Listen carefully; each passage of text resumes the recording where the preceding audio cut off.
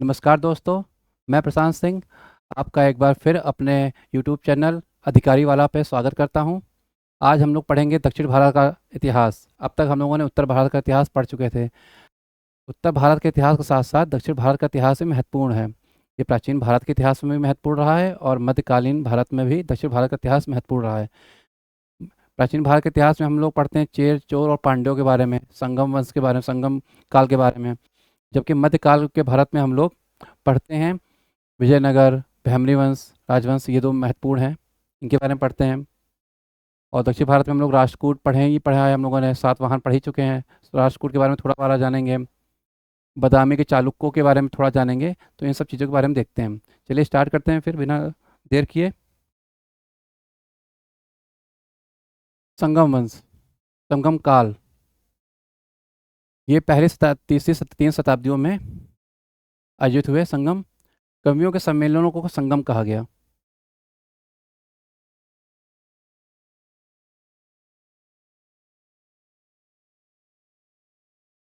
विषय वस्तु इनकी क्या थी? युद्ध और प्रेम। संगम काल में जो विषय वस्तु ली गई थी, कभी कभी प्रश्न में आ सकता है कि संगम काल में जो कवियों का सम्मेलन हुआ था उनकी विषय वस्तु क्या थी। तो दो विषय थे इनके। एक था युद्ध, जिसे पुरम भी कहा गया है, और एक है प्रेम, जिसे अहम भी कहा गया है। एक है पुरम युद्ध, और एक है प्रेम। ये दो चीज़ें कही गई हैं। इस संगम काल में दक्षिण भारत का आरंभिक इतिहास के बारे में पता चलता है, और इसी से ही मिलता है आरंभिक इतिहास। इसके पहले का इतिहास नहीं है। हम लोग देखते हैं कि प्रथम तीन संगम आयोजित हुए। ये पांड्यों ने आयोजित कराया था। किसने कराया था? पांड्यों ने। ठीक। पांड्य राजाओं द्वारा आयोजित। ये पांड्य राजाओं द्वारा आयोजित कराए गए थे। तो हम लोग देखते हैं प्रथम संगम कब हुआ था।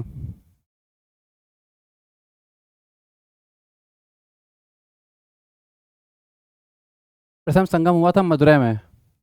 इसके अध्यक्ष कौन थे? अगस्त्य ऋषि थे। अगस्त्य ऋषि थे, या अगस्त्य बोल सकते हैं या अगस्त्य बोल सकते हैं। अगत्यार भी इनको बोला जाता है। तो अगर अगत्यार भी आ जाए नाम, तो याद रखिएगा अगस्त्य ऋषि के बारे में ही बात हो रही है। तो प्रथम संगम हुआ था मदुरै में। अध्यक्ष थे इसके अगस्त्य ऋषि। इसमें कोई इसकी जो कृतियाँ हुई संगम में, जो विचार विमर्श हुए, उसकी कोई भी हम लोग पास धर्म ग्रंथ के अवेलेबल नहीं है। द्वितीय संगम, द्वितीय संगम कपाटपुरम या अलवई में हुए। इसके अध्यक्ष थे, पहले तो अध्यक्ष थे अगस्त ऋषि। जब इनका देहांत हो गया तो तोलकाल पियार, कौन से? तोलकापियार, इन्होंने इसकी अध्यक्षता की। इनका एक ग्रंथ है, व्याकरण ग्रंथ, तोलकापियम करके। तो पूछ लेते हैं तोलकापियम किस संगम की रचना है? तो द्वितीय संगम की रचना है। ये आपको याद रखना है। इसके बाद तृतीय संगम आया। ये भी मदुरै में हुआ। पहले दो संगम, पहले तीन, पहले जो पहले और तीसरा संगम जो है वो मदुरै में हुआ है, और द्वितीय संगम जो है कपाटपुरम या अलवई में हुआ है। तो तोलकापियम किस संगम की रचना है? वो है द्वितीय संगम की रचना है। इसके अध्यक्ष है नकीरर। और वर्तमान में जितने भी ग्रंथों का हम अध्ययन करते हैं वो सब जो हैं द्वितीय संगम की उपलब्धि हैं। देखते हैं कौन कौन से ग्रंथ हैं। तो तृतीय संगम में, जो तीसरा संगम था, इसमें कुल 5 महाकाव्यों की रचना की गई। परंतु हम लोग, हमारे पास जो है सिर्फ 3 महाकाव्य ही सुरक्षित रह पाए हैं। दक्षिण भारत के इतिहास के 3 महाकाव्य ही सुरक्षित हैं। तो यदि प्रश्न है कि तृतीय या तीसरे संगम में कितने महाकाव्यों की रचना की गई, तो 5, और सुरक्षित हैं 3। ये नहीं कि 3 लगा दें वो क्वेश्चन गलत हो जाए आपका, ऐसा ना करिएगा। पहला ग्रंथ है सिलप्पदिकारम। इसका लेखक है इलांगो आदिकल। वहाँ जो अन्य राजा होते थे उनको इलांगो कहा जाता था, राज है ना, राजा को और युवराज को कुमाहन कहा जाता था। इलांगो आदिकल ये राजा के भाई थे वहाँ के। ये ग्रंथ जो है सिलप्पदिकारम, ये एक प्रेम ग्रंथ है। प्रेम त्रिकोण पर आधारित है, प्रेम ग्रंथ है। इसमें 3 लोग हैं, किरदार जो हैं। एक कोवलन है, जो व्यक्ति है कोवलम नाम का, उसकी पत्नी कन्नगी, और उसकी प्रेमिका माधवी। इसकी कहानी यही है कि कोवलन जो है वो माधवी के प्रेम में पड़ जाता है, और उनसे एक पुत्री का भी जन्म होता है। और इसकी इनकी पत्नी है कन्नगी। ये राजा से न्याय मांगती हैं कि ऐसा ऐसा हो गया। तो उसी पर लिखा गया है। इसे तमिल इलियड भी कहा जाता है। तो प्रश्न ऐसे भी आ जाता है कि तमिल इलियड किस दक्षिण भारत की रचना को कहा जाता है, तो सिलप्पदिकारम को कहा जाता है। मणिमेखले इसी का सीक्वल है। इसके रचयिता हैं शीतले सतनार। तो रचयिता भी महत्वपूर्ण है इसके, शीतले सतनार। इसमें क्या है, इसमें कोवलन और जो इनके प्रेम से लड़की पैदा हुई थी उसका नाम था माधवी, उसकी पुत्री पर कहानी है ये, कि किस तरह वो बताती है कि कैसा क्या हुआ। बाद में ये बौद्ध धर्म में दीक्षित हो जाती है, बुद्धिस्ट बन जाती है। ठीक है, माधवी जो है बाद में बौद्ध धर्म में दीक्षित हो जाती है। लिखा भी हुआ है इसमें, बौद्ध भिक्षुणी बन जाती है। ठीक है, इसे तमिल ओडिसी कहा जाता है। दक्षिण भारत में कुछ प्रश्न आते हैं, लेकिन दो तीन अगर भी आते हैं, अगर दो भी प्रश्न आते हैं तो इंपॉर्टेंट होते हैं। और एग्जाम में एक एक प्रश्न का महत्व होता है, क्योंकि उससे हमें मार्क्स मिलते हैं जो हमारे सिलेक्शन में निर्णायक भूमिका निभाते हैं। तीसरी कृति है जीवक चिंतामणि। इसके रचयिता हैं तिरुतक देवरा। इसके रचयिता हैं तिरुतक देवरा। ये एक जैन सन्यासी पर आधारित है। इसे विवाह ग्रंथ भी कहा जाता है। इसमें विवाह के 8 प्रकार बताए गए हैं। वही विवाह ग्रंथ का मतलब है कि जो विवाह के 8 प्रकार होते हैं, पता होगा आपको इनके बारे में। गंधर्व विवाह हो गया, आर्ष विवाह हो गया, है ना, ब्रह्म विवाह हो गया, प्रजापति विवाह हो गया, ऐसे विवाह ग्रंथ हैं, इसलिए विवाह ग्रंथ भी कहा जाता है। चेर राज के बारे में देखते हैं। चेर राज का उल्लेख जो है अशोक के शिलालेखों में मिलता है। इसे केरल पुत्र कहा गया, केरल के आसपास का इलाका था ये, तो इसे केरल पुत्र भी कहा गया है। इनका राज चिन्ह था धनुष। कभी कभी आ जाते हैं इनके राज चिन्ह, तो इसलिए भी इंपॉर्टेंट है। इनके प्रमुख राजाओं के बारे में हम देखें तो एक नेडुजिरेल नाम का राजा था। इसका चोल राजा इलंजेत सिन्नी से युद्ध हुआ था। इलंजेती सिन्नी, एक चोल राजा इलंजेती सिन्नी से इसका युद्ध हुआ था। सेन गुटवन, सेन गुटवन को लाल चेर भी कहा जाता था, ये जरूर याद रखिएगा। इसे लाल चेर कहा जाता था, इसलिए इंपॉर्टेंट है ये। सेन गुटवन को लाल चेर भी कहा जाता था। इसी ने कन्नगी पूजा प्रारंभ की थी। इसी के समय कोवलन वाला कहानी हुई थी, घटना घटी थी, तो कन्नगी पूजा इसी ने प्रारंभ कराई थी। और इलांगो आदिकल इसी का भाई था, जिसने शिलप्पदिकारम की रचना की थी, इलांगो आदिकल ने। तो अन्य राजा जो होते हैं, राजा को युवराज को कहते हैं, युवराज को कोमाहन कहते हैं, कोमाहन। और अन्य जो राजा होते थे उनको इलांगो कहते थे। तो ये इलांगो आदिकल थे, नाम के साथ इनकी उपाधि भी जुड़ी थी, इलांगो आदिकल। राजा को कोह कहते थे, ठीक है, और युवराज को कोमाहन। ठीक, इन्हीं के राज्य में एक अन्य चेर राजा हुए नंडुमान अंजी। इसने गन्ने की पूजा प्रारंभ कराई थी, गन्ने की खेती, गन्ने की खेती प्रारंभ कराई थी नंडुमान अंजी ने। अब आते हैं हम लोग संगम काल में चोल राज के बारे में।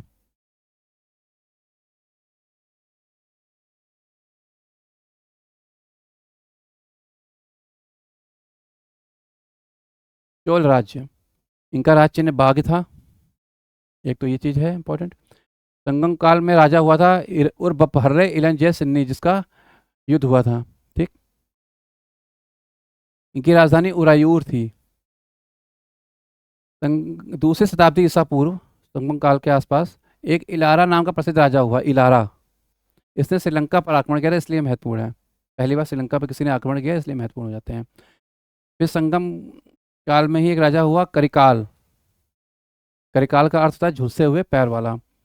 इसने श्रीलंका पर आक्रमण किया, वहाँ से कुछ लोगों को बंदी बना कर लाया, उनको अपना दास बनाया, और एक पुहार कावेरी पट्टनम की स्थापना की, पुहार की। यही चोलों की तटवर्ती राजधानी बना। क्या बना? तटवर्ती राजधानी। एक तट में जो थे राज्य, तटीय राज्य इनके जो अधीन थे, उनकी राजधानी बनाया, और एक अपनी राजधानी बनाया जो उरायूर थी। तो चोलों की दो राजधानियाँ हो गई, एक उरायूर और एक तटवर्ती राजधानी हो गई पुहार या कावेरी पट्टनम। इसने वैदिक यज्ञ भी किए, ये इंपॉर्टेंट है।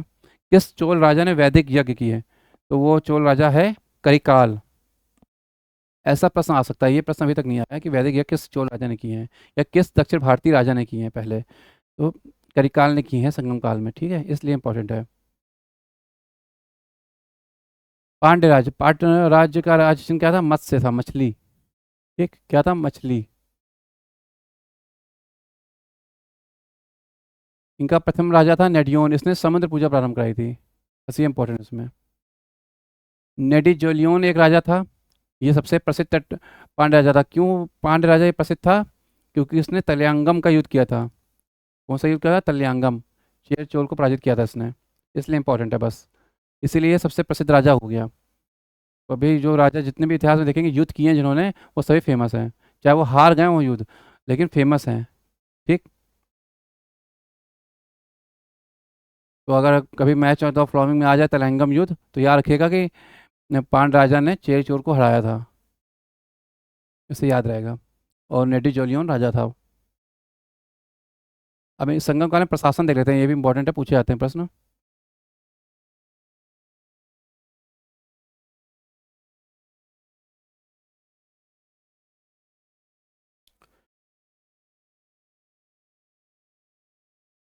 साम्राज्य जो है मंडलम, मलनाडु, नाडु, कुर्रम और ग्राम में विभक्त था।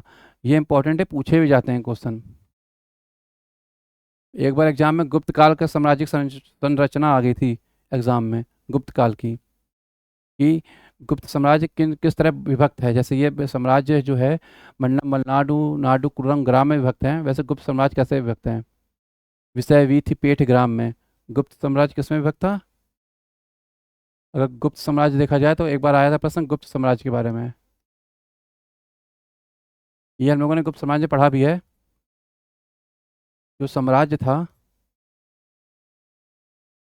वो विभक्त था विषय में, वीथी में, पेठ में और ग्राम में। एक ग्राम में। विषय मतलब जिला, विधि मतलब तहसील प्रांत, है ना? तो ये भी इस तरह बैठे हैं। मंडलम मतलब राज्य, बलनाडु मतलब प्रांत, और नाडु, कुर्रम, ग्राम। तो इनको याद रखिएगा, इंपॉर्टेंट है, आते हैं। सेनापतियों को क्या कहा जाता था? सेनापतियों को एनआरडी कहा जाता था, एनआरडी। और इनकी जो समाधि होती थी उसको वीर प्रस्थल कहते थे, वीर प्रस्तर कहते थे। वे थी गोहरण की प्रथा प्रचलित थी मारवा जनजाति में। गोहरण की प्रथा एक प्रचलित थी इनके समाज में, मारवा जनजाति में। संगम काल में पहले इसमें पसाड़, जैसे उत्तर भारत में पसाड़ युग आया था, वैसे दक्षिण भारत में भी पसाड़ युग था, और उसमें काफ़ी जगह मिली भी हैं, हम लोगों ने पढ़ा भी था। संगम काल में एक महापसाड़ मतलब संगम काल के पूर्व में पहले महापसाड़ युग भी मिला है। महापसाड़ युग में क्या होता था? समाधि बनाई जाती थी पत्थरों से, बड़े बड़े पत्थर वहाँ मिले हैं जिसमें समाधियाँ के तौर पे, मतलब उसमें बड़े बड़े टीले बना दिए गए हैं, इस तरह, इस तरह, इस तरह, इस तरह, इस तरह, और उसके ऊपर ऐसे रख दिया गया है। तो ऐसे समाधियाँ मिली हैं संगम काल में। यही महापसाड़ काल यहाँ ऐसे चला। तो महापसाड़ काल का संबंध अगर पूछा जाए तो दक्षिण भारत के इतिहास से है, ठीक है, तो ये भी याद रखिएगा। आर्थिक स्थिति देखते हैं। कृषि, व्यापार, उद्योग सभी का करते थे। ये राज्य किस लिए फेमस था? दक्षिणा आज भी संपन्न है हर तरह से, और पहले भी संपन्न थे, पहले कुछ ज़्यादा थे बस। तो चेर राज्य जो था भैंस, कटहल और मसाले के लिए प्रसिद्ध था। आप जानते हैं कि केरल में था तो फेमस है, वास्को डी गामा भी उतरा था तट में, है ना? तो इसलिए भी इम्पोर्टेंट है। और उरायूर सूती वस्त्र का केंद्र था चोल राजाओं का। उरायूर उनकी राजधानी थी, चोल सूती वस्त्र का केंद्र था। यहाँ नमक भी बनाया जाता था, समुद्र था तो नमक तो बनाएंगे बनाएंगे। आंतरिक व्यापार जो था इनका लेन देन के हिसाब से होता था उस समय संगम काल में, और विदेशी व्यापार समुद्र मार्ग से होता था। जाहिर सी बात है, विदेशी व्यापार समुद्र मार्ग से होता था। चोर बंदर था, चोर बंदर कहाँ सा था? पुहार, कावेरीपट्टनम तटीय राजधानी थी, बताया मैंने। और पांड्यों का था मदुरै और कोरकाय, मदुरै और कोरकाय याद रखिएगा। और भी बंदरगाह थे, एक बंदर नाम का बंदरगाह था इनका, मुजिरस, नेरसिंडा, अरकामेडू, ये सब इनके बंदरगाह थे। उरायूर, उरायूर जो था, उरायूर ये मोतियों के लिए प्रसिद्ध था। कभी कभी प्रश्न आता है उरायूर किस लिए प्रसिद्ध था, तो मोतियों के लिए प्रसिद्ध था। काली मिर्च को यवन प्रिय नाम से भी जाना जाता है, ठीक है, काली मिर्च को प्लिनी ने इसका उल्लेख किया है। और अपने कहते हैं कि वो अपने आंसू बहाता है, दुख व्यक्त करता है कि हम लोग अपने सिस्टर सीज, एक वहाँ उसमें रोम में चलती थी मुद्रा, तो कहता है कि मतलब सिर्फ काली मिर्च के आयात में हम लोग करीब 55 करोड़ से खर्चा कर देते हैं। चांदी की मुद्रा थी, तो काली मिर्च के सिर्फ आयात में, वहाँ से मंगाने में, तो वो दुख जाहिर करता है। बाकी मसाले कितने महंगे थे समझिए, तो इसीलिए भारत को सोने की चिड़िया बोला गया है। हिमपालस ने मानसून की खोज की, जिससे रोमन व्यापार बढ़ा। ठीक, हिमपालस ने मानसून की खोज की। मलय प्रायद्वीप से व्यापार हुआ। मलय मतलब मलेशिया। ठीक, मलेशिया, सिंगापुर, ये सब जो हैं मलय प्रायद्वीप में आते थे। मुजिरस और अरकामेडो में रोमनों की बस्तियां थी। सबसे ज़्यादा सिक्के भी यहीं पाए गए हैं। ये रोमन की बस्तियां जहाँ होंगी वहीं सिक्के पाए जाएंगे, जाहिर सी बात है। जहाँ पे वो रहते थे वहीं व्यापार करते थे, वहीं पे उनके सिक्के पाए गए हैं। नीरो, अगस्टस, ट्रेविनस के सिक्के पाए गए हैं। नीरो, अगस्टस और ट्रेविनस के सिक्के पाए गए हैं। और ये सिक्के जो मिले हैं, अधिकतर सिक्के वो पांड राज्य में मिले हैं। ठीक है,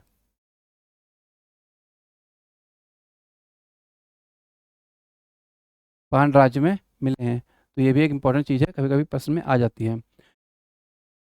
दक्षिण राज्यों का सर्वप्रथम जो विवरण है वो मेगास्थनीज की इंडिका में मिलता है।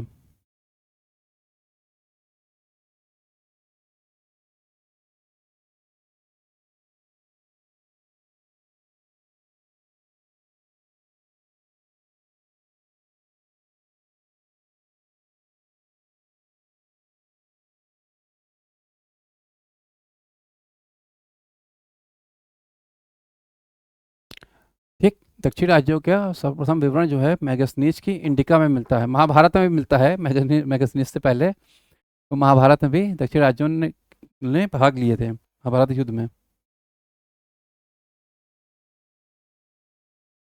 वहाँ धर्म कैसा था? धर्म वहाँ ऐसा था कि मुरुगन एक देवता थे, जिन्हें उत्तर भारत में हम लोग कार्तिकेय के नाम से जानते हैं। शंकर जी के पुत्र थे वो। तो वहाँ पे वो कार्तिकेय, कुमार स्वामी या स्कंद नाम से भी जाने जाते थे। बरछा उनका अस्त्र था। एक आदिवासी महिला थी पूर्वा, वो उनकी स्त्री थी, पत्नी थी। ठीक, अन्य देवता भी पूज्य थे। अब उनके पुत्र पूज्य हैं, तो शिव भी पूज्य हैं, कृष्ण भी पूज्य हैं, इंद्र भी पूज्य हैं, बलराम भी पूज्य हैं। ठीक, जैसे कि दक्षिण भारत में गणेश चतुर्थी मनाई जाती है। गणेश चतुर्थी, तो गणेश चतुर्थी जो है वो मुख्यतः दक्षिण भारत का त्यौहार है। क्यों त्यौहार है? क्यों? और हम लोग उत्तरवासी भी उसको बनाने लगे। देखिए, कॉपी पेस्ट करने वाली आदत है नकल करने की। जैसे विदेशों की चीज़ें नकल करके हम लोग अपने पास ले लेते हैं, वैसे दक्षिण भारत की भी चीज़ें नकल करने लगे कि वो बना रहे तो हम भी बनाएं। लेकिन उसका तर्क इन लोग को पता नहीं है कि हमारे यहाँ उत्तर भारत में गणेश जी की पहले से ही पूजा होती है। तो उनका विसर्जन हम लोग क्यों करें, और क्यों हम बोलें कि अगले बरस फिर जल्दी आना? ये बोलते हैं दक्षिण भारत वाले। क्यों बोलते हैं? क्योंकि उनके जो दक्षिण, हम लोग जानते हैं कि कार्तिकेय स्वामी जो हैं ये गणेश जी के भाई हैं बड़े। और गणेश जी के भाई होने के साथ साथ ये हमेशा अपने भाई से मिलने जाते थे हर साल, दक्षिण भारत। इसलिए वहाँ पे गणेश चतुर्थी मनाई जाती है, समझे? इसी कारण से गणेश चतुर्थी वहाँ मनाई जाती है। हम लोग उत्तर भारतीयों का त्यौहार नहीं है। हमारे यहाँ तो गणेश जी की हर चीज़ में पहले पूजा होती है। शंकर जी ने उन्हें वरदान दिया हुआ है कि कभी भी आपका कोई भी काम होगा तो उसमें पूजा सबसे पहले किसकी होगी? गणेश जी की होगी। और सबसे पहले किसी की पूजा नहीं होती है, सभी देवताओं में गणेश जी की सबसे पहले पूजा होती है। तो गणेश चतुर्थी जो है दक्षिण भारतीय त्यौहार है, ना कि उत्तर भारत का। क्योंकि उत्तर भारत में गणेश जी तो हमेशा विद्यमान रहते हैं। भाई उत्तर भारतीय देवता हैं तो उत्तर भारत में तो रहेंगे ही रहेंगे। इसी तरह पशु बलि वहाँ प्रचलित थी। यज्ञ बढ़े तो पशु बलि भी बढ़ी। और बौद्ध और जैन धर्म भी प्रचलन में थे, थोड़ी थोड़ी मात्रा में। दक्षिण भारत में जैन मत तो काफ़ी है, और बौद्ध मत भी था प्रचलन में उस समय। अब हम लोग आते हैं 300 ईस्वी, संगम काल के बाद, ईसवीं शताब्दी में जब शुरू हुई। उस समय दक्षिण भारत की स्थिति क्या थी, कौन कौन से प्रमुख राजा थे, उनके बारे में पढ़ते हैं। क्योंकि सभी राजाओं के बारे में पढ़ेंगे तो टाइम लगेगा, लेकिन कुछ महत्वपूर्ण राजा हैं जो एग्जाम में आते हैं, उनके बारे में हम लोग पढ़ते हैं। ठीक, उसमें एक राजा हैं 300 से 1200 ईस्वी के आसपास के चला। लेकिन हम लोग महत्वपूर्ण पढ़ेंगे, इसलिए 300 ईस्वी से नहीं स्टार्ट करेंगे। उसके पहले तो हम लोगों ने पढ़ा ही हुआ है सातवाहन के बारे में या फिर राष्ट्रकूट के बारे में। उनके बारे में नहीं पढ़ेंगे हम लोग। उनके बारे में पढ़ेंगे जिनके बारे में पढ़ा नहीं। जैसे पुलकेशिन द्वितीय है, ये इसलिए फेमस था क्योंकि इसने जो है पल्लव राजा और उत्तर भारत में हर्षवर्धन, पुष्यभूति वंश के राजा जो थे, हर्षवर्ष हर्षवर्धन उनको पराजित किया था। उत्तर भारत के हर्षवर्धन को इन्होंने पराजित किया और परमेश्वर की उपाधि धारण की। ऐहोल प्रशस्ति में इसका विवरण भी मिलता है हर्ष की पराजय का, और भी चीज़ें हैं। ये इनके एक व्यक्ति थे सेनापति रवि कीर्ति, उन्होंने इस प्रशस्ति लिखी है। हिंसांग ने इस राज्य का दौरा किया पुलकेशिन द्वितीय के शासनकाल में। हिंसांग दक्षिण भारत आया था पुलकेशिन द्वितीय के शासनकाल में, याद रखिएगा। पल्लव नरेश महेंद्र वर्मन फर्स्ट को भी पराजित किया इन्होंने, पुलकेशिन द्वितीय ने। इसके बाद जो महेंद्र वर्मन के पुत्र थे नरसिंह वर्मन फर्स्ट, महामल्ल इनको बोलते हैं, महामल्ल इसलिए बोलते हैं कि इन्होंने महामल्ल नाम का एक महामल्लपुरम नाम का नगर बसाया था। महाबलीपुरम भी कहते हैं इस नगर को, ठीक है, तो ये भी याद रखिएगा, महाबलीपुरम। तो इनसे नरसिंह वर्मन फर्स्ट से पुलकेशिन द्वितीय जो है पराजित हुआ और मारा गया।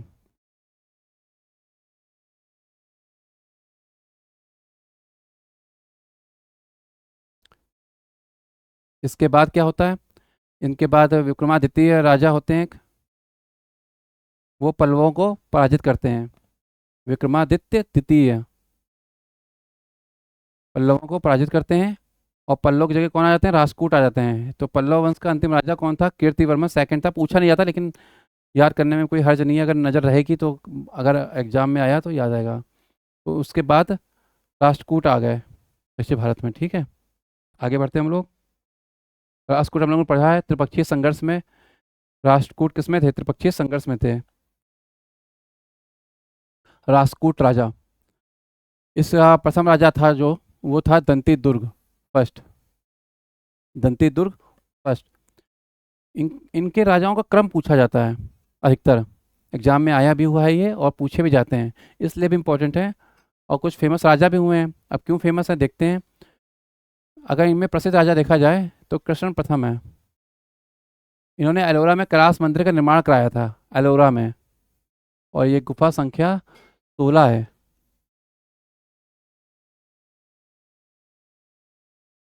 गुफा संख्या 16 कैलाश मंदिर एलोरा में। इसी में एक राजा हुए ध्रुव प्रथम, इन्होंने त्रिपक्षीय संघर्ष प्रारंभ किया, ठीक। जैसे राष्ट्र प्रतिहारों में वसराज ने त्रिपक्षीय संघर्ष प्रारंभ किया, और पाल वंश के साथ त्रिपक्षीय संघर्ष हुआ था। तो त्रिपक्षीय संघर्ष ध्रुव प्रथम था, और कौन से ध्रुव प्रथम, वसराज था प्रतिहारों में, और पाल पाल में था धर्मपाल, ठीक, जिसने त्रिपक्षीय संघर्ष प्रारंभ किए। तो प्रश्न आ सकता है, मिलान कीजिए या फिर कौन सा सही नहीं है, ऐसा आ सकता है। त्रिपक्षीय संघर्ष के तीनों राजा दे देंगे और प्रारंभकर्ता दे देंगे, तो मिलान करने में दिक्कत ना हो आपको। गोविंद तृतीय राजा बने, ये अमोघ वर्ष के पिता थे। इन्होंने भाग इसलिए लिया कि इनको लगता था कि जो उत्तर भारत में शक्तिशाली होगा तो दक्षिण भारत में भी आक्रमण करेगा, इसलिए भाग लेते थे।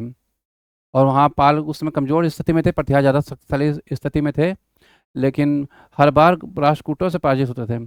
और गोविंद तृतीय तक चली परंपरा, कृष्ण प्रथम, ध्रुव प्रथम, गोविंद तृतीय, और फिर अमोघ वर्ष उसमें नवजात था, और इसकी रुचि भी जो थी सांस्कृतिक कार्यों में ज़्यादा थी, धार्मिक चीज़ों में ज़्यादा थी। तो उसने अपनी राजधानी मानखेड़ को बनाया, मानखेड़ इसमें हैदराबाद में है, ठीक है। मानखेड़ को उसने नई राजधानी बनाया अपना, और उसने एक ग्रंथ लिखा था कविराज मार्ग, कन्नड़ भाषा में ग्रंथ था कविराज मार्ग।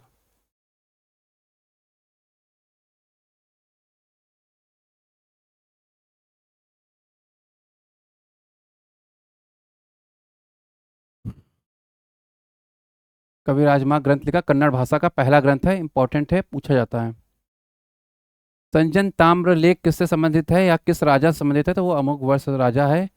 और किस वंश से संबंधित है अगर राजा का प्रश्न, तो राष्ट्रकूट वंश है, ये इंपॉर्टेंट है, याद रखिएगा। अन्य राजा देख लेते हैं, कृष्ण सेकंड, इंद्र थर्ड और कृष्ण थर्ड है, तो ये क्रम याद रखिएगा इनका, ठीक है, इंपॉर्टेंट है। और अंतिम राजा भी देख लेते हैं इनका, कर्क द्वितीय, कर्क द्वितीय।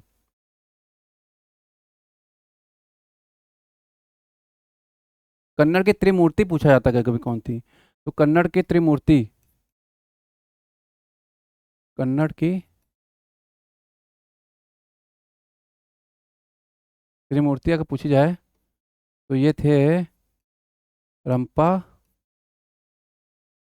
उम्पा और पन्ना।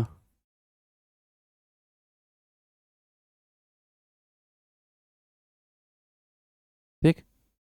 जैसे अपने यहाँ अगर गिना जाए तो एक तुलसीदास हैं, एक कालिदास हैं, और सूरदास को गिन सकते हैं आप। ठीक। ऐसे।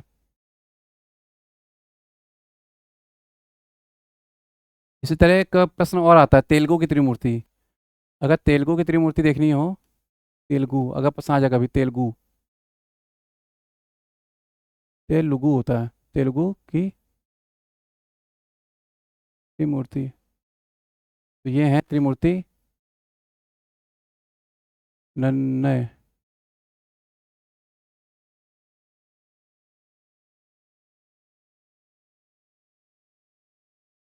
नन्नय, टिकाना,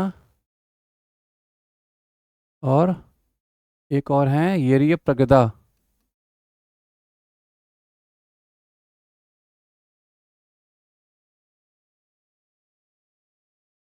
प्रमदा नहीं है, प्रगदा है, ठीक है। मैं दोबारा लिख देता हूँ। येरिय प्रगदा, ये तेलुगु की त्रिमूर्ति हैं। इन्होंने महाभारत का जो है तेलुगु में अनुवाद किया था। ठीक है। नन्हे टिकला ने प्रारंभ किया था, येरिय प्रगदा ने पूरा किया था। ये विजयनगर काल में थे, ठीक है। विजयनगर काल में, ठीक है, तो लिख देता हूँ विजयनगर समय। जब विजयनगर मध्यकाल में पढ़ेंगे तो उसमें आएंगे ये, विजयनगर। ठीक है। विजयनगर साम्राज्य। ठीक है। तो ये भी एक चीज़ है, बता दिया मैंने। आगे बढ़ते हैं हम लोग। पल्लव, कांची। सातवाहन के पतन के बाद पल्लव अस्तित्व में आए। इनको अश्वत्थामा का वंशज माना जाता है। पल्लव गढ़ सारे कमल भी होता है। इनके प्रमुख शासक दे रखते हैं। छठी शताब्दी में एक प्रसिद्ध राजा हुए, सिंह विष्णु अवनी सिंह। सिंह विष्णु अवनी सिंह राम के। इन्होंने आदि वराह गुहा मंदिर का निर्माण कराया था। मामल्लपुरम एक नगर है वहाँ पे, वहाँ पे महाबलीपुरम भी इसे कहते हैं, ठीक है। इनके एक दरबारी विद्वान थे, ये इंपॉर्टेंट है, भारवी। कभी कभी रचनाएं पूछी जाती हैं एग्जाम में, और काफ़ी पूछी जा रही हैं आजकल, तो पैटर्न चल गया है। कभी राजस्थान की रचना पूछ लेंगे, कभी दक्षिण भारत की रचना पूछ लेंगे, कभी मिक्स पूछ लेंगे। तो कीर्तार्जुनियम की रचना की भारवी ने। इसमें किरात और अर्जुन की कहानी है, ठीक है। किरात और अर्जुन की। महाभारत युद्ध होने के पहले दिव्यास्त्र की प्राप्ति के लिए अर्जुन शंकर जी की पूजा आराधना करते हैं, और शंकर जी किरात का वेश धारण करते हैं। फिर दोनों में हल्का फुल्का युद्ध होता है किसी शिकार को लेकर, किसने पहले मारा, किसने पहले मारा, और फिर दर्शन देते हैं शंकर जी। ऐसी कहानी है।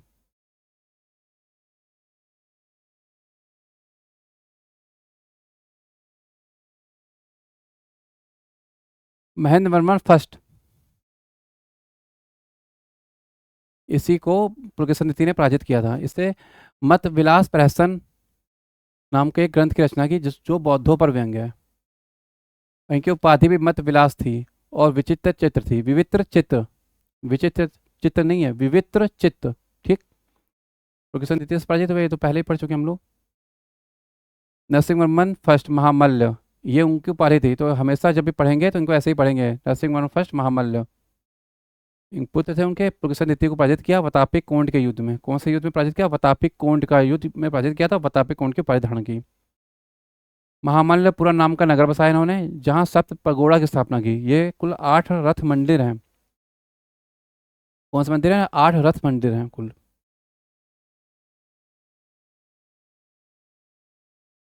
ठीक। इसी तरह नरसिंह वर्मन द्वितीय के दरबारी विद्वान थे। नरसिम्हा द्वितीय हुए इनके बाद।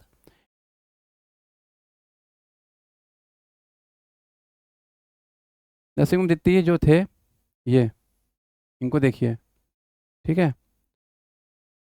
इनके दरबारी विद्वान थे दंडी, और उन्होंने 2 ग्रंथों की रचना की हैं, काव्यादर्श और 10 कुमार चरित्र की। इंपॉर्टेंट है, दंडी के बारे में पूछा जाता है। तो काव्यादर्श और 10 कुमार चरित्र। एक नरसिंह वर्मन द्वितीय के दरबारी थे। नरसिंह वर्मन द्वितीय की उपाधि थी राज सिंह। क्या उपाधि थी? राज सिंह उपाधि थी। ठीक, याद रखिएगा। अगर रथ मंदिर के बारे में आप देखना चाहें तो देख सकते हैं।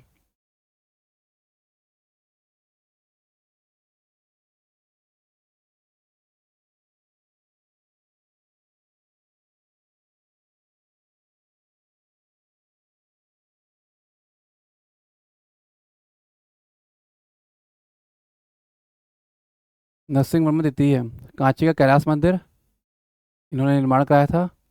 उपाधि की राज सिंह थी, देखिए लिखा भी हुआ है, ठीक है। और चीन में एक दूध मंडल इन्होंने भेजा था। याद रखिएगा, चीन में किस पल्लव राजा ने दूध मंडल भेजा था, तो नरसिंह वर्मा द्वितीय थे।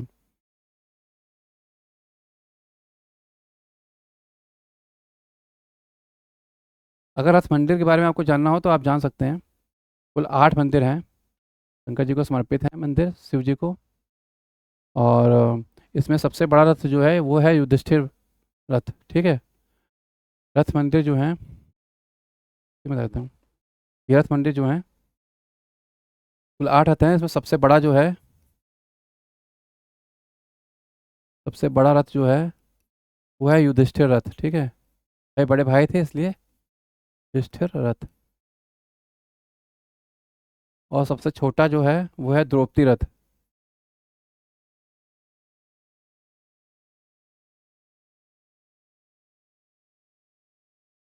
द्रौपदी रथ, ठीक। और भी रथ हैं, जैसे भीम रथ है, अर्जुन रथ है, ठीक। सहदेव रथ है, नकुल सहदेव रथ बोल सकते हैं उसको, ठीक है। युधिष्ठिर रथ हो गया, द्रौपदी रथ हो गया। और भी रथ हैं, जैसे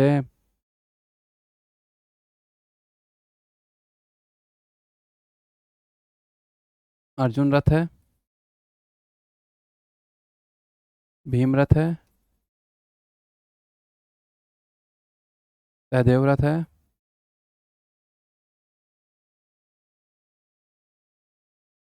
और गणेश रथ है,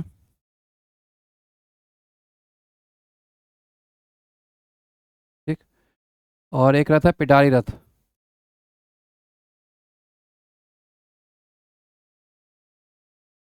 1 2 3 4 5 6 7 हो गया। 8वां रथ जो है वो है वल्लई कुट्टई रथ।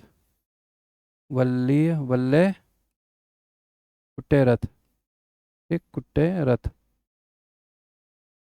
ठीक। वल्लैन कुट्टे रथ, वल्लैन कर दीजिए, वल्लैन कुट्टे रथ है, ठीक। ये चीज़ें आगे बढ़ते हैं, मैंने कहा बता दूं, ये छूट जाएगा तो। पल्लवों ने भी इमारतों का नाम निर्माण कराया। पहले क्या था कि ऐसे ही बनते थे पत्थरों के साथ से, फिर गुफा बने, गुफाओं को काट के बनाने लगे लोग। पल्लवों ने जो है गोपुरम का निर्माण कराया। एक विमान होता है, गोपुरम होता है, भव्य द्वारों का निर्माण कराया उन्होंने, पल्लवों ने, ठीक। तो गोपुरम शैली के मंदिर जो हैं वो पल्लव में मिलेंगे आप। अगर आप की दक्षिण भारत में कभी जाएं और देखिए जिनके बड़े बड़े प्रवेश द्वार बने हों, तो वो समझ लीजिए कि पल्लव काल के राजाओं ने बनाया है। अब हम लोग देखते हैं पल्लव काल में कुछ संत हुए हैं, जिन्हें हम लोग अलवार और नयनार कहते हैं।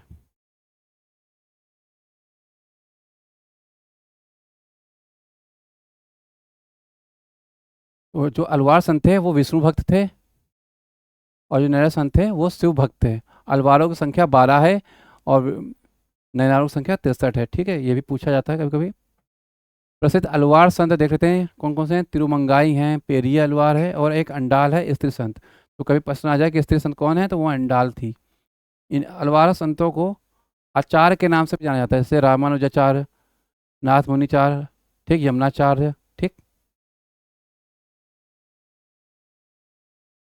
इन्हीं के शिष्य थे रामानंद, जो उत्तर भारत गए थे और राम भक्ति का प्रचार किया था। और रामानंद के ही शिष्य थे कबीरदास, और भी शिष्य थे उनके, ठीक है। तो रामानंद जो थे, इनके शिष्य थे रामानुजाचार्य के, ठीक। जिन्होंने उत्तर भारत में राम भक्ति का प्रचार किया। प्रसिद्ध नयनार, नंबी अडार अम्बी, ठीक। नंबी अडार था, ये तमिल व्यास थे। इनको तमिल व्यास बोला जाता है, थे नहीं। ज्ञान, अपर, मणिकावाचकर और सुंदरर, ये वैसे नयनार है। नयनारों की संख्या 63 है, हम लोग पढ़ चुके हैं। पल्लव काल में कुछ गुफाओं का निर्माण किया गया। सत्यन्ना वासल की गुफाएं हैं वहाँ पे, दक्षिण भारत में, तमिलनाडु में सत्यन्ना वासल की गुफाएं हैं। महेंद्र वर्मा नरसिंह वर्मन के समय इन गुफाओं का निर्माण हुआ। ये चित्रकला हैं इसमें गुफाएं कुछ, और ये जैन विश्व से संबंधित गुफाएं हैं। इनमें पशु पक्षी का चित्रण भी मिलता है। आगे देखते हैं हम लोग। चोल वंश, फिर से एक बार चोल वंश उदय होता है 9वीं शताब्दी में।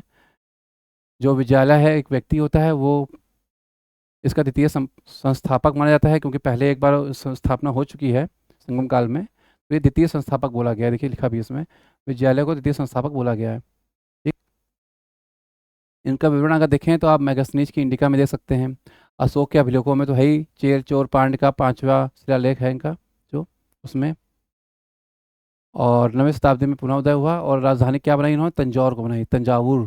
ठीक, तंजावुर है, तंजावुर नहीं, तंजावुर है। ठीक। इनके उत्तराधिकारी पूरे थे, कभी कभी क्रम पूछा जा सकता है तो इसलिए इंपॉर्टेंट हो जाते हैं। तो इनके उत्तराधिकारी थे आदित्य फर्स्ट, फिर प्रांतक फर्स्ट, प्रांतक सेकंड, राजराज फर्स्ट और राजेंद्र चोल। इसके बाद इनके पुत्र बने राजाधिराज, वीर राजेंद्र, फिर राजेंद्र द्वितीय। बस। ठीक। आदित्य प्रथम प्रांतक द्वितीय को सुंदर चोल भी कहा जाता था।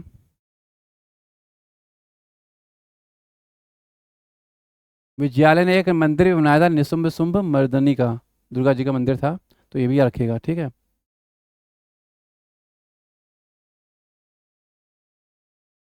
और इस शैव मत के अनुयायी थे सारे चोल राजा। दक्षिण भारत में अधिकतर शैव मत के ही लोग मिलेंगे आपको। और जो मंदिर का निर्माण हुआ चोलों में, वो भी शिव जी को समर्पित ही मंदिर का निर्माण किया गया है। हम लोग पढ़ते हैं राजराज प्रथम के बारे में। 985 से 1014 ईस्वी में ये शिव भक्त थे। इन्होंने एक बृहदेश्वर मंदिर का निर्माण कराया था, जिसका नंदी जो है दक्षिण भारत का दूसरा सबसे ऊंचा मंदिर है, भारत का दूसरा।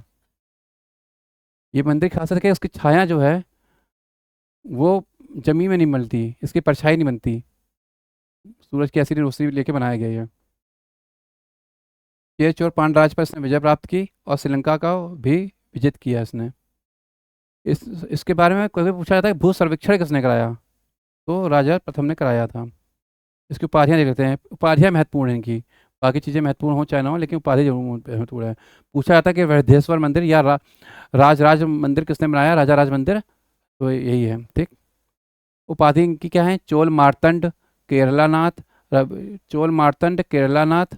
केरलानाथ का मतलब चेर पर राज कर लिया, क्योंकि केरलनाथ बोलते थे ना उनको, तो चेरों का राज था। चोल मार्तंड, रविकुल माणिक्य जननाथ। मलेशिया के राजा था मार विजय तुंग वर्मन, उसको इन्होंने बौद्ध विहार बनाने की लिए भूमि दान किया था। कहाँ किया था? नागापट्टनम में, नागापट्टनम में।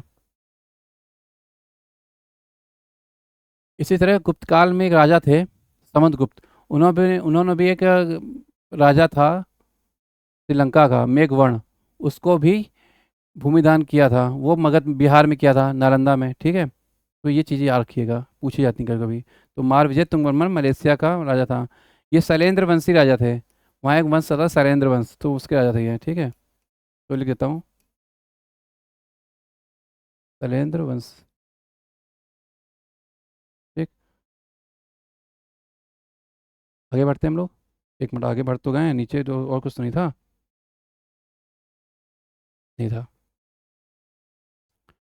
गजेंद्र चोल फिर राजा बना, उसका पुत्र। इसकी उपाधि थी गंगई कोंड चोलापुरम। एक नगर भी बसाया था इसने और एक नदी भी बसाई थी, झील। बंगाल पर आक्रमण किया था, इसलिए इसे गंगई कोंड चोल, गंगा घाटी का विजेता। गंगई कोंड चोल का मतलब क्या है? गंगा घाटी का विजेता, घाटी को जीतने वाला। ठीक। गंगई कोंड चोल, वो चोल राजा जिसने गंगा घाटी पर विजय प्राप्त की। और महिपाल को पराजित किया, उसमें बंगाल में महिपाल राजा था। इसकी उपाधियां भी इंपॉर्टेंट है, लेकिन पूछा नहीं जाता। परकेसरी वर्मन कभी कभी आ जाती है उपाधि, कि परकेसरी वर्मन किस राजा का उपनाम है या उपाधि है, तो राजेंद्र चोल। ठीक, फर्स्ट। पांड्य पांड्य और चोल को उसने अपने राज में मिला लिया। इनके पिताजी ने क्या करा, सिर्फ जीता था, इन्होंने अपने राज में ही इनका सम्मिलन कर लिया। इनके 3 पुत्र थे, राजाधिराज, राजेंद्र द्वितीय और वीर राजेंद्र। जब इनकी मृत्यु हुई तो ये लोग क्या करते थे, अपने जीवन काल में युवराज बना देते थे, तो इसलिए कभी युवराज के लिए, उत्तराधिकारी के लिए युद्ध जैसी स्थिति दक्षिण भारत में नहीं दिखती। इनके बाद इनका पुत्र बना बड़ा बेटा राजा धीराज राजा, जो कोप्पम के युद्ध में मारा गया सोमेश्वर द्वितीय द्वारा, ये सोमेश्वर फर्स्ट द्वारा कोप्पम के युद्ध में मारा गया। युद्ध भूमि में ही इनके दूसरे मझले भाई, बीच के भाई जो थे राजेंद्र तृतीय, उनका राज तिलक कराया जाता है, उनको राजा बना दिया जाता है। इनकी मृत्यु के बाद इनका जो सबसे छोटा भाई होता है वीर राजेंद्र, वो राजा बनता है 1070 तक। इसके बाद इनके पुत्र आते हैं कोलोतुंग फर्स्ट।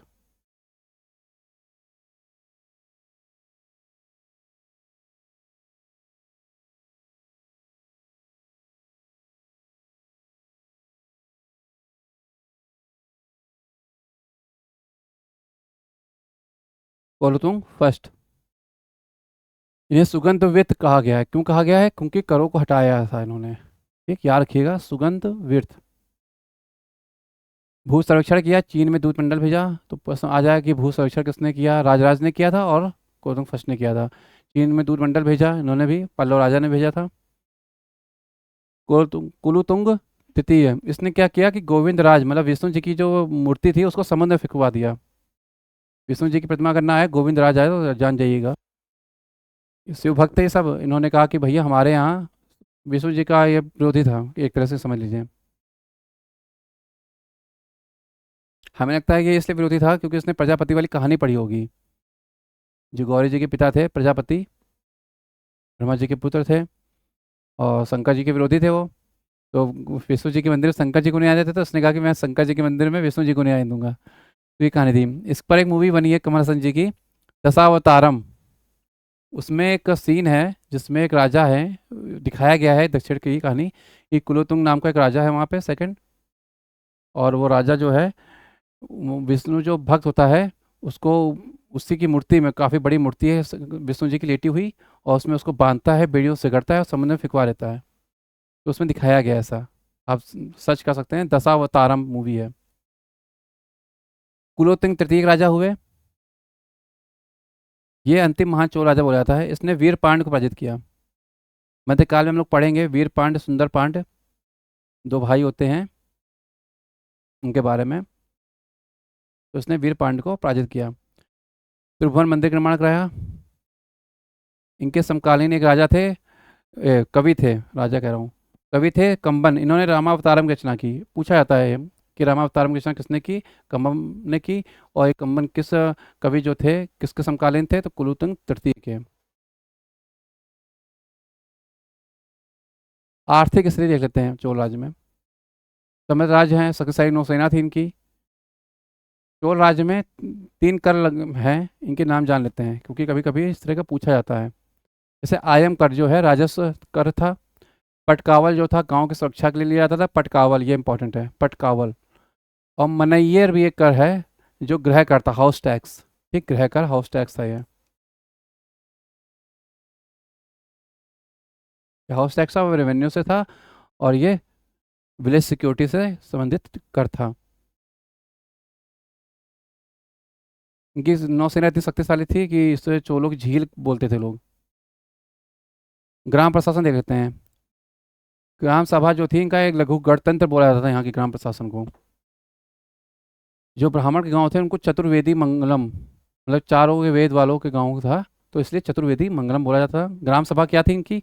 महासभा बोला जाता था। नगरम कैसे बोलते थे? नगरम कहते थे व्यापारियों की ग्राम पंचायत थी, तो उसे नगरम कहते थे।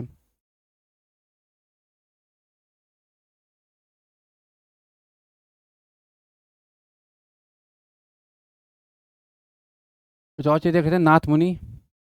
समकालीन राजा कौन थे इनके? राजन फर्स्ट थे चोल। इन्होंने शील संप्रदाय की स्थापना की थी। इसका ग्रंथ जो है प्रबंधन है। इसी संप्रदाय से संबंधित है रामानुजाचार्य, जिन्होंने विशिष्टाद्वैत का संकलन किया। और शील संप्रदाय से संबंधित है ये भी। कम हम लोग देख चुके हैं इनके बारे में। रामावतारम कंबन ने लिखी है। एक नलबेम्बा रचना है, वो पुकलेंदी ने रचित है। ठीक, पुकलेंदी कवि थे, उन्होंने रचना की है। कलिंग तुर्पणी एक रचना है, ये जयगोंदार नाम के व्यक्ति ने लिखी है। कुलोत्तुंग फर्स्ट के समय ये रचना लिखी गई थी। कुलोत्तुंग फर्स्ट के समय ये रचना की गई थी। ठीक,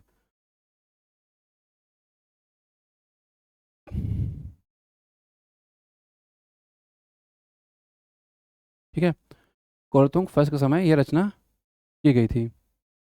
ये है आपका दक्षिण भारत का इतिहास। बस इतना ही आता है इससे। काफ़ी चीज़ें और भी पूछी जा सकती हैं, उसको हम लोग अगर कल्चर पढ़ेंगे तो उसमें देख लेंगे, क्योंकि कल्चर भी इंपॉर्टेंट है। क्योंकि उसमें कल्चर में ही हम लोग थोड़ा कल्चर हम लोग पढ़ेंगे जब पूरी हिस्ट्री ख़त्म हो जाएगी हमारी, मेडिवल और मॉडर्न हिस्ट्री, तब उसके बाद कल्चर शुरू करेंगे, क्योंकि उसमें हम लोग कला के बारे में थोड़ा जानेंगे, साहित्य के बारे में भी जानेंगे। दर्शन हम लोगों ने पढ़ाई है, थोड़ा और जान लेंगे। उसी में हम लोग रामानुजाचार्य, शंकराचार्य, ठीक, सूरदास, इन सब के बारे में जानेंगे, माधवाचार्य के बारे में जानेंगे। और यूनेस्को विश्व धरोहर स्थल देखेंगे, कहाँ कौन से हैं, भारत के बारे में देखेंगे, इन सब चीज़ों के बारे में कल्चर में देखेंगे। तो आज के लिए बस इतना ही है। और बाकी चीज़ें तो आप जानते ही हैं कि कैसे क्या चीज़ें आई हैं, तो उसमें जानने की ज़्यादा परेशानी नहीं होगी आपको। तो जैसे ये पढ़ाया गया वैसे आप इसको देख सकते हैं, स्क्रीनशॉट ले सकते हैं इसके, और नोट्स आप बना सकते हैं। ठीक है, ओके, फिर धन्यवाद, मिलते हैं अगली क्लास में। Thank you.